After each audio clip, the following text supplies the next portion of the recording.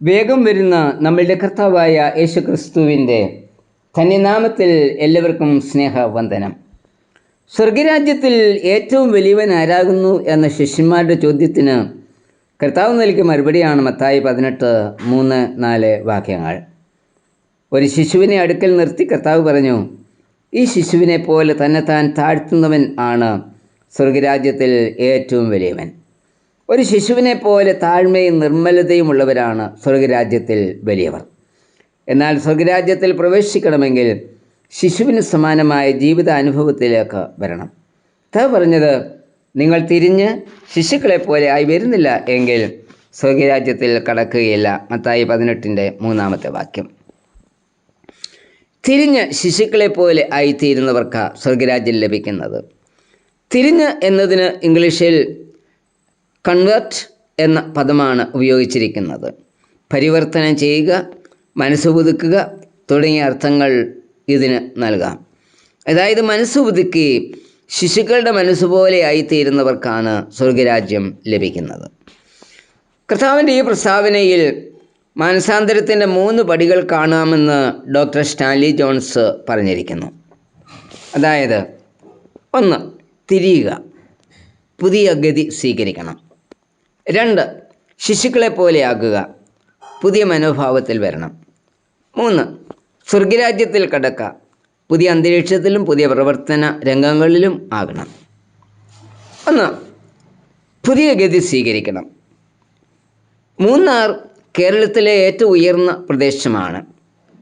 വളരെ മനോഹരമായൊരു പ്രദേശം, റിസോർട്ടുകളാൽ നിറഞ്ഞ ഒരു പ്രദേശം. അനേക സഞ്ചാരികൾ അവിടെ എല്ലായ്പ്പോഴും കാണുവാനായിട്ട് ചെല്ലുന്നുണ്ട്. മൂന്നാറിലെ പുഴയിലെ വെള്ളം നൂറ്റാണ്ടുകളായി പല ചാലുകളിൽ കൂടി താഴ്വരകളിലേക്ക് ഒഴുകിപ്പോവുകയായിരുന്നു. തിരുവിതാംകൂർ സർക്കാർ നദിയുടെ ഗതിക്ക് വ്യത്യാസം വരുത്തി. മൂന്നാറിലെ ഹെഡ് വർക്സ് എന്ന സ്ഥലത്ത് വെള്ളം തടഞ്ഞു നിർത്തി സമീപയുള്ള മലയുടെ ഉള്ളിൽ നിർമ്മിച്ച തുരങ്കത്തിലൂടെ നദിയുടെ ഗതി തിരിച്ചുവിട്ടു. ഈ വെള്ളം പള്ളിവാസലിൽ എത്തിച്ച് പവർ ഹൗസിൽ ശക്തിയായി പതിപ്പിച്ച് വൈദ്യുതി ഉണ്ടാക്കുകയും അത് കേരളത്തെ പ്രകാശമാനമാക്കുകയും ചെയ്തു. മൂന്നാറിലെ നദിയുടെ ഗതി മാറ്റിയപ്പോൾ ഉണ്ടായ ഫലമാണ് ഇത്. തർസോസുകാരനായ ശൗൽ ക്രിസ്ത്യാനികളെ ഉപദ്രവിച്ചവനും സ്തെഫാനോസിൻ്റെ രക്തസാക്ഷി മരണത്തിൻ്റെ സാക്ഷിയുമായിരുന്നു. ദമസ്കൂസിൻ്റെ സമീപം വെച്ച് ക്രിസ്ത്യാനികൾക്കെതിരെയുള്ള ശൗലിൻ്റെ വൈരാഗ്യ നദിയുടെ ഗതി തിരിച്ചുവിട്ടു. ശൗൽ പൗലോസായി തീർന്നു.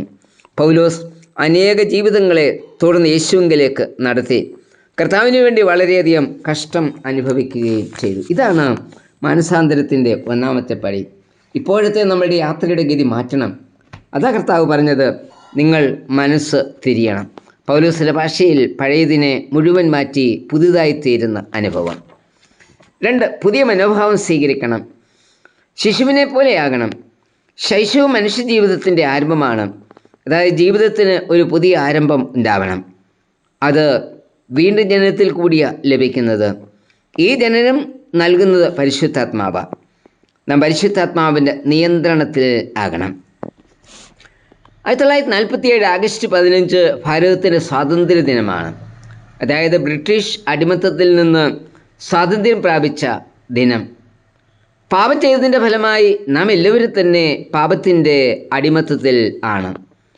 അതിൽ നിന്ന് നമുക്ക് സ്വാതന്ത്ര്യം ലഭിക്കണം. സ്വാതന്ത്ര്യം നൽകിയത് കാൽവറിയിലെ ക്രിസ്തുവിൻ്റെ ക്രൂശ് മരണത്തിൽ കൂടിയാണ്. അവൻ്റെ മരണം നമ്മെ പാപ അടിമത്തത്തിൽ വിടുവിച്ച് പുതിയ മനോഭാവത്തിലേക്ക് നയിച്ചിരിക്കുന്നു. യോഹന്നാൻ 8:36 പറയുന്നത്, പുത്രൻ നിങ്ങൾക്ക് സ്വാതന്ത്ര്യം വരുത്തിയാൽ നിങ്ങൾ സാക്ഷാൽ സ്വതന്ത്രർ ആകും എന്ന. പാപ അടിമത്തിൽ നിന്നുള്ള സ്വാതന്ത്ര്യം അഥവാ മാനസാന്തരമാണ് നമ്മെ ദൈവശബ്ദം കേൾക്കുവാൻ സഹായിക്കുന്നത്. ദിവംഗതനായ PC ജോർജ് സാർ ഒരു LP സ്കൂൾ ടീച്ചർ ആയിരുന്നു. മാനസാന്തരാനുഭവത്തിൽ വന്ന സാർ ദൈവശബ്ദം കേട്ടു. തുടർന്ന് തൻ്റെ സ്വന്തം പുരയിടത്തിൽ അഗതികൾക്കായി ഒരു ഷെഡ് നിർമ്മിച്ചു. അതാണ് ഇന്നത്തെ മുണ്ടകപ്പാടം അഗതി മന്ദിരം. ജീവിതത്തിലുണ്ടായ പുതിയ മനോഭാവം അതാണ് സാറിനെ നയിച്ചത്. ഈ മനോഭാവമാണ് നമ്മിലും ഉണ്ടാവേണ്ടുന്നത്. 3. പുതിയ അന്തരീക്ഷം. മാനസാന്തരപ്പെട്ടവരുടെ സാഹചര്യം പഴയത് തന്നെ ആയിരുന്നാലും അവരുടെ പ്രവർത്തനം പുതിയ രംഗങ്ങളിൽ ആയിരിക്കും.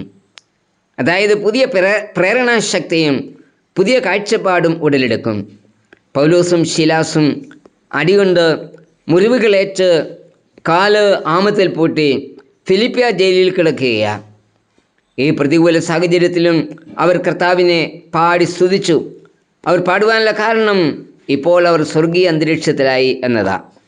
മാനസാന്തര അനുഭവം നമ്മുടെ ജീവിതത്തിൻ്റെ ഗതി മാറ്റി പുതിയ മനോഭാവത്തിലേക്കും പുതിയ അന്തരീക്ഷത്തിലേക്കും പുതിയ പ്രവർത്തന സരണിയിലേക്കും നയിക്കുന്നു. കർത്താവിന് വേണ്ടി ആത്മാക്കളെ നേടിയെടുക്കുവാൻ നമ്മെ സഹായിക്കുന്നു. പലരെയും നീതിയിലേക്ക് നയിക്കുന്നവർ നക്ഷത്രങ്ങളെപ്പോലെ എന്നും എന്നേക്കും പ്രകാശിക്കും എന്ന ദാനിയേൽ 12:3. അതായത് നാം സ്വർഗരാജ്യത്തിൻ്റെ അവകാശികളാകും. കർത്താവെ മാനസാന്തരപ്പെട്ട് പുതിയ സൃഷ്ടിയായി സ്വർഗരാജ്യത്തിൻ്റെ അവകാശിയായി തീരുവാൻ എന്നെയും സഹായിക്കണമേ. ആമേൻ. ശ്രേഷ്ഠ വിശ്വസ്ത